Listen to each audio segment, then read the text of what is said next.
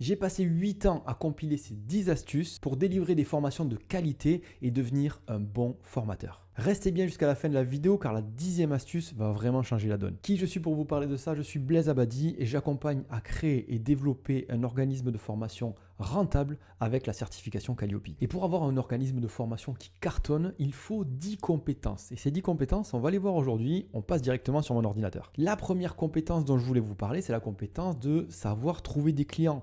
Pourquoi? Eh bien tout simplement parce que si vous avez la meilleure formation au monde et que vous n'avez pas de clients, eh bien vous n'allez pas la montrer à grand monde et vous n'allez pas arriver à apporter des compétences à beaucoup de stagiaires. Donc vraiment, la première chose que vous devez apprendre à faire, c'est trouver des clients. Ce que l'on peut faire quand on est dans la formation professionnelle, c'est d'abord travailler en sous-traitance pour quelqu'un qui sait trouver des clients, apprendre par nous-mêmes à trouver des clients au travers des réseaux sociaux, de son réseau personnel, etc. Et ensuite, on délivre nos propres formations à notre propre compte avec un organisme, si possible, certifié Calliope. C'est plus facile pour faire prendre en charge les montants de formation. La deuxième compétence que vous allez devoir avoir, c'est le fait de maîtriser son sujet. Vous n'allez pas arriver à donner des formations hyper qualitatives si vous ne maîtrisez pas à un moment donné votre sujet. Dans tous les cas, si votre sujet n'est pas maîtrisé sur le bout des doigts, que vous soyez en présentiel ou à distance, votre apprenant le verra. Il le verra au travers des questions qu'il va vous poser, il le verra au travers des petits, on va dire, vous savez, le non-verbal que vous allez dégager, où vous n'êtes pas sûr à 100% de ce que vous avancez parce que vous n'avez pas assez testé les choses. Donc, un autre conseil, maîtrisez vraiment votre sujet sur le bout des doigts. Si vous ne le maîtrisez pas, vous pouvez tout à fait donner des formations. Par contre, je vous donne un exemple, si c'est Excel, eh bien formation Excel pour les débutants. Et là, vous aurez une formation avec que des personnes débutantes. Et si vous avez un niveau, on va dire, intermédiaire, vous pourrez former. Attention, il faudra prendre en compte tous les autres éléments dans ces 10 astuces. Autre astuce, c'est le fait d'avoir la bonne pédagogie. C'est ce qu'on appelle aussi andragogie quand on va enseigner à des adultes. Pédagogie, c'est le mot le plus courant et compris par tout le monde. Et j'ai ajouté le mot bienveillance. Pourquoi bienveillance? Alors ça dépend un petit peu de vos caractères, de votre manière de former, d'enseigner. Mais le fait d'avoir de la bienveillance en formation, c'est un moyen d'être mieux compris, que les personnes arrivent à s'exprimer un peu plus librement au travers des formations, qu'elles soient en présentiel, à distance ou même en e-learning, parce qu'il va y avoir un moment où il y aura un échange normalement avec des questions-réponses.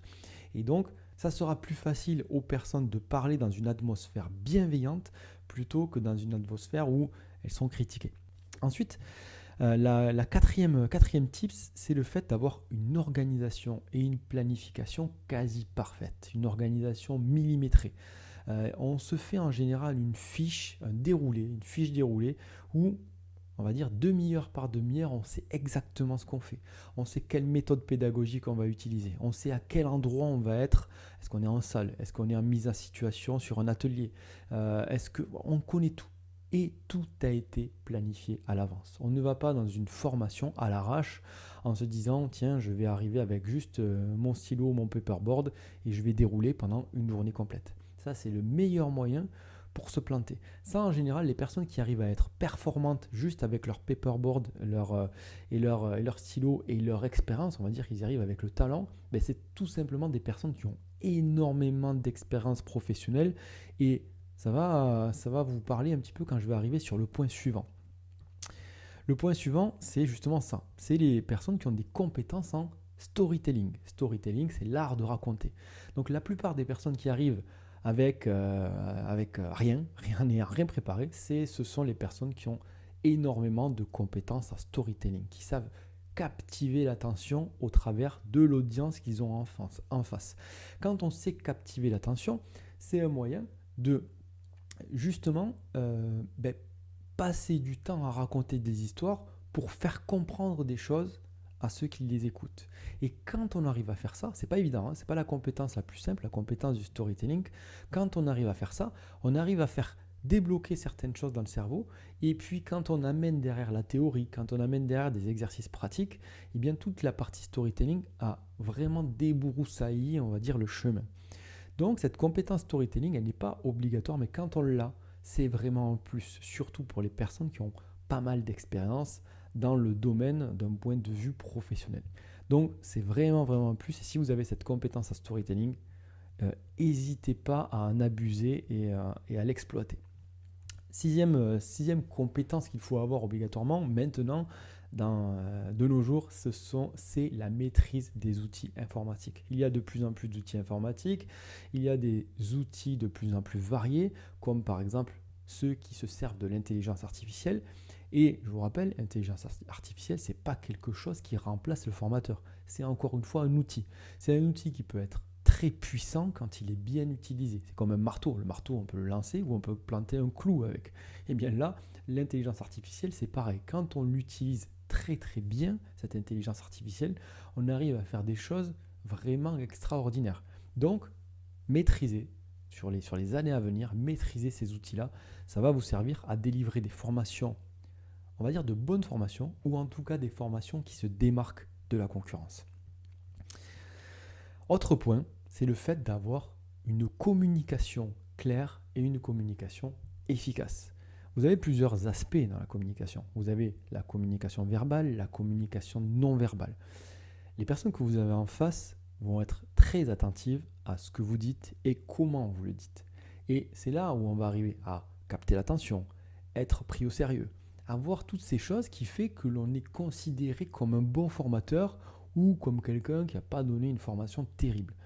Et la manière de parler clairement, d'adapter sa communication aux personnes que l'on a en face, de parler de manière efficace, claire, concise, tout ça, c'est ce qui fait que la personne se rappellera de vous de manière positive. On a pas mal de formations qui durent très longtemps. Très longtemps, pourquoi ? Pour aller capter les financements, parce que les financements sont souvent à l'heure. Donc, des fois, on a des formations à rallonge. Et quand on a des formations à rallonge, on a dernière des formateurs qui sont pour la plupart sous-traitants et qui doivent broder. On a une compétence qui peut être acquise en 2 heures, des fois on a 5 heures pour faire acquérir la compétence. Donc, ils brodent. Et on a une formation qui derrière n'est pas du tout qualitative. Donc moi, ce que je vous conseille, c'est que si vous avez beaucoup de temps, variez. On va le voir après. Il y a pas mal de méthodes, de tips qui permettent de varier et surtout pas, d'avoir à parler énormément et à ce que les apprenants nous écoutent longtemps. Autre point sur lequel il faut travailler, on en a parlé un petit peu plus tôt, mais c'est la gestion du temps. Lorsqu'on a bâti son planning, il faut gérer son temps. On a un temps qui n'est pas infini, on a un temps qui a été délivré. Que le temps soit très long, comme je l'ai dit auparavant, parce qu'on a fait marcher des financements et du coup on a une formation à rallonge, ou parce que le temps au contraire est très court pour faire acquérir des compétences, eh bien il faut gérer son temps. On sait qu'on a une liste de choses à faire acquérir, de compétences, et il faut arriver dans le temps imparti à choisir les meilleures méthodes pour que l'on apprenne au mieux. Et ça, c'est votre rôle.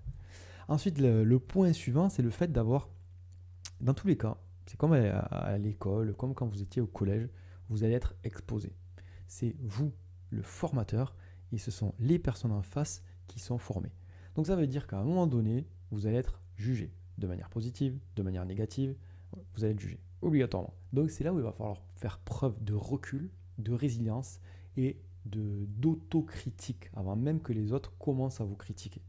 Et quand les autres, si on arrive à faire ça, quand les apprenants commencent à vous envoyer soit des suggestions d'amélioration, soit des critiques, eh bien vous l'aurez déjà en tête. C'est-à-dire que vous, à un moment donné, si vous avez fait preuve de recul, vous savez qu'il y a ce point à améliorer. Il y a ce point où vous n'avez pas été bon.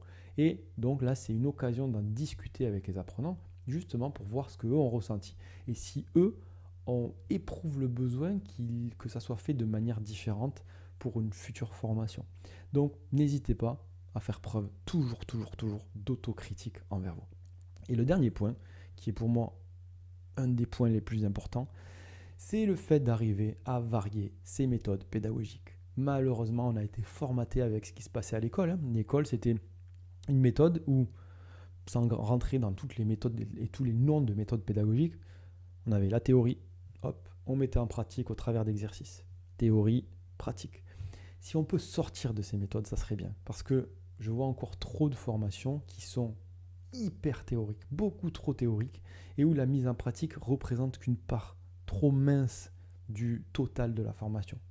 Donc maintenant, quand on est en formation, le but c'est de mettre en activité très rapidement, de prendre d'autres méthodologies ou au contraire, on va apprendre par l'expérience et ensuite voir ce que l'on a fait de bien, ce que l'on n'a pas fait de bien pour en découler la théorie. On va travailler en groupe si on le peut, même quand on est à distance, parce que là je parle des formations en présentiel, mais quand on fait une formation à distance, c'est mettre rapidement en exercice, en application, le plus vite possible. Si vous souhaitez vous lancer dans la formation ou que vous l'êtes déjà mais que vous voulez vraiment progresser, j'accompagne un petit groupe de formateurs à développer les 3 points suivants. Le point, développer son organisme de formation au travers de l'obtention de la certification Calliope. Le point pédagogique pour arriver à avoir toutes les techniques pédagogiques, les meilleures techniques pédagogiques pour donner des formations inoubliables. Et le 3e point, c'est le fait d'arriver à trouver des clients avec ma méthode, c'est-à-dire la méthode APA. Donc si vous souhaitez en savoir plus, vous cliquez sur le lien qui est dans le premier commentaire, ça vous redirigera vers un rendez-vous, on parlera de votre projet et je verrai si je peux vous accompagner.